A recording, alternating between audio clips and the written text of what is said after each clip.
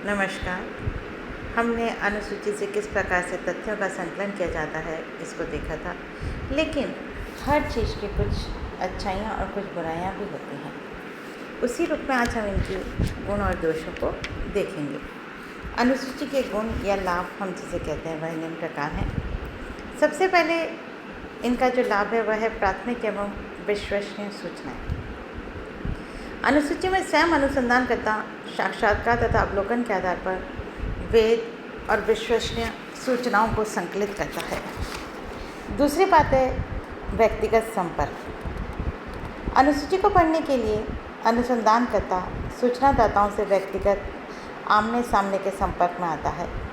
इससे सूचनादाता के मन में अपनत्व की भावना पैदा हो जाती है और वह तथ्यों को सही जानकारी भी दे देता है। अनुसंधानकर्ता सूचनादाता के मन में अध्ययन से संबंधित उत्पन्न भय, संदेह और भ्रम को भी दूर करता है।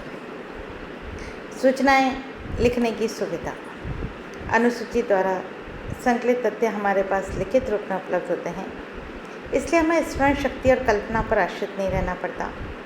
क्या प्रश्न पूछने हैं यह भी पहले से ही लिखित होते हैं और इसी वजह से किसी सूचना के छूट जाने या भूल जाने की संभावना नहीं होती।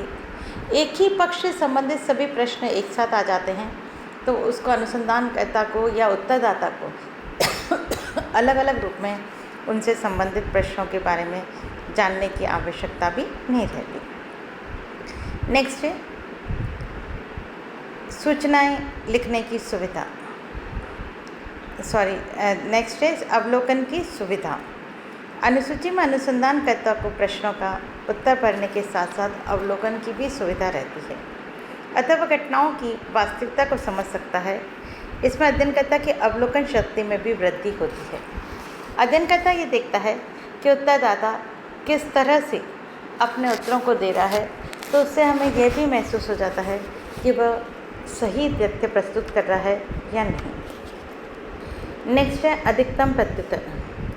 अनुसूची में चूँकि अनुसंधानकर्ता स्वयं सूचनादाता के समक्ष उपस्थित होता है, अतः वह अधिकाधिक प्रत्युत्तर प्राप्त करने का प्रयत्न करता है। वह सूचनादाता को सूचना देने के लिए प्रेरणा भी देता है। नेक्स्ट है स्पष्टीकरण संभव। अनुसूची में अध्ययनकर्ता का सूचनादाता से प्रत्यक्ष संपर्क होता है, अतः वह प्रश्नों की भाषा में आने वाली कठिनाई, अस्पष्टता आदि को स्पष्ट कर देता है तथा सूचनादाता की शंकाओं एवं जिज्ञासाओं का भी निवारण कर देता है। ऐसा करके वह अधिकतम सूचनाएं प्राप्त करने में सफल हो जाता है। नेक्स्ट है सभी वर्गों के लिए उपयोगी।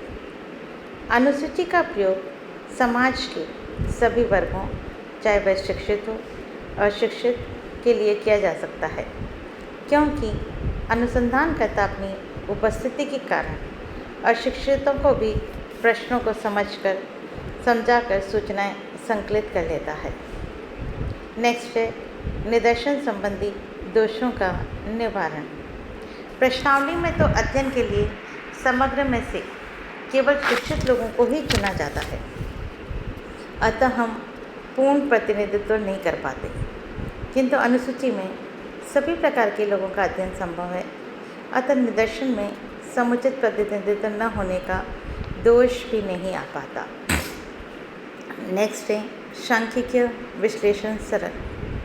अनुसूची में प्रश्नों की क्रमबद्धता एवं सारणियाँ होने के कारण प्राप्त सूचनाओं का सांख्यिकीय विश्लेषण सरलता से किया जा सकता है। नेक्स्ट है मानवीय तत्व की प्रधानता। अनुसूची में मानवीय तत्व प्रारंभ से अंत तक उपस्थित रहता है, अतः सूचना संकलन की प्रक्रिया रोचक, आकर्षक एवं सरस हो जाती है। अध्ययनकर्ता व सूचनादाता परस्पर संपर्क में आने से एक दूसरे के कुछ ग्रहण करते हैं और अनुसंधान मानवीय अनुसंधान बन जाता है। नेक्स्ट है दोषपूर्ण लिखावट से बचाव। चूँकि अनुसूची में अनुसंधानकर्ता स्वयं ही सूचनाओं को लेखबद्ध करता है, अतः वह दूसरों द्वारा लिखने पर आने वाले दोषों से बच जाता है तथा लिखित सामग्री को सरलता से समझ सकता है। फिर प्राथमिक तथ्यों का संकलन। अनुसूची द्वारा समस्या के बारे में प्राथमिक तथ्यों का संकलन संभव है। फिर है अनावश्यक तथ्यों से छुटकारा। अनुसूची में ऐसे तथ्यों का संकलन नहीं किया जाता जिनका अनुसंधान विषय से संबंध न हो। और अंतिम रूप में हम देखें तो साक्षात्कार एवं अवलोकन का लाभ। अनुसूची में अवलोकन एवं साक्षात्कार दोनों ही विधियों का प्रयोग होने से इसमें दोनों विधियों के गुण पाए जाते हैं। इस प्रकार अनुसूची अध्ययनकर्ता का मार्गदर्शन करती है व अनुसंधान के क्षेत्रों का निर्धारण करने में सहायता देती है। इसके महत्व को प्रकट करते हुए श्रीमती पी.वी. यंग ने लिखा है, अध्ययन के लिए अनुसूची एक पथ प्रदर्शक, अध्ययन क्षेत्र का निर्धारण करने वाला एक साधन, स्मरण शक्ति को बनाए रखने वाला उपकरण तथा तथ्यों को लेखबद्ध करने वाली एक सरल प्रविधि है। ये थे अनुसूची के गुण। अब इसकी कुछ जो कमियां हैं वह भी हम देखेंगे। उनमें सबसे पहले कमी है सार्वभौमिक प्रश्नों का अभाव। अनुसूची में ऐसे सार्वभौमिक प्रश्नों का निर्माण कठिन है जिन्हें सभी उत्तरदाता समान रूप से समझें और उत्तर दें। प्रश्नों की रचना करते समय पर्याप्त सावधानी रखने के बावजूद भी ऐसे प्रश्नों का निर्माण सरल नहीं है जो सभी बौद्धिक, शैक्षणिक तथा सांस्कृतिक स्तर के लोगों के लिए समान रूप में प्रयुक्त हो सकें। फिर है संपर्क की समस्या। आधुनिक जीवन इतना व्यस्त है कि सभी सूचनादाताओं से संपर्क कर पाना कठिन है। व्यस्तता के कारण अध्ययनकर्ता को सूचनादाता के पास संपर्क के लिए बार बार जाना होता है और कई बार यह भी संभव नहीं है कि एक ही बार के संपर्क में सारी सूचनाएं संकलित कर ले जाएं। ऐसी स्थिति में सूचनाएं अपूर्ण रह जाती हैं। फिर है अधिक समय और धन की आवश्यकता। अनुसूची का प्रयोग करने के लिए अध्ययनकर्ता को प्रत्येक उत्तरदाता से संपर्क करना पड़ता है, जिसके लिए बहुत अधिक समय की आवश्यकता होती है। साथ ही कई अध्ययनकर्ताओं की भी आवश्यकता होती है जिनके प्रशिक्षण, वेतन आदि पर बहुत अधिक धन व्यय करना पड़ता है। इस प्रकार समय एवं धन की दृष्टि से अध्ययन की यह एक महंगी प्रणाली है। फिर है सीमित क्षेत्र में उपयोग। अनुसूची का उपयोग केवल सीमित और छोटे क्षेत्र में ही हो सकता है। अधिक कार्यकर्ताओं की आवश्यकता होने तथा अधिक समय और धन खर्च होने के कारण बड़े क्षेत्रों के अध्ययन के लिए अनुसूची विधि अनुपयोगी होती है। संगठनात्मक समस्याएं। अनुसूची द्वारा अनुसंधान का संचालन जब बड़े पैमाने पर करना हो तो कई कार्यकर्ताओं की आवश्यकता होती है।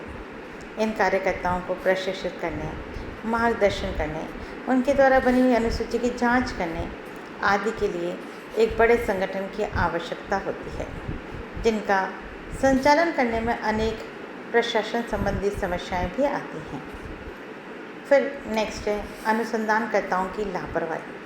कई बार अनुसंधानकर्ता एक परिगणक अध्ययन के प्रति लापरवाही बरतते हैं क्योंकि उनकी नियुक्ति अस्थायी तौर पर होती है, इसलिए उन्हें अनुसंधान कार्य में रुचि नहीं आती और कई बार वह फर्जी तौर पर उनकी खानापूर्ति कर देते हैं।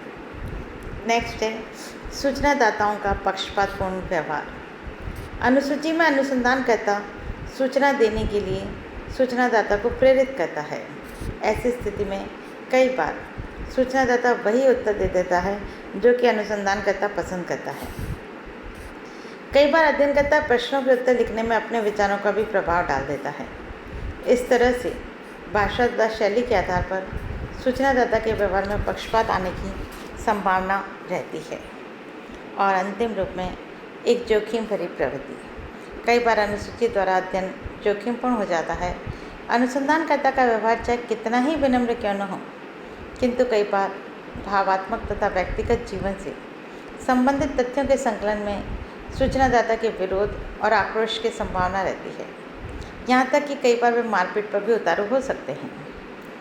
इन सीमाओं के बावजूद भी सामाजिक अनुसंधान तथा सर्वेक्षण में प्रामाणिक, विश्वसनीय, वैश्विक तथ्यों के संकलन में इसकी उपादेय अद्वितीय है और यह प्रणाली सदैव भी महंगी नहीं कही जा सकती। इसकी सफलता इसकी उपयुक्त रचना तथा अनुसंधानकर्ता की कुशलता पर बहुत कुछ निर्भर करती है।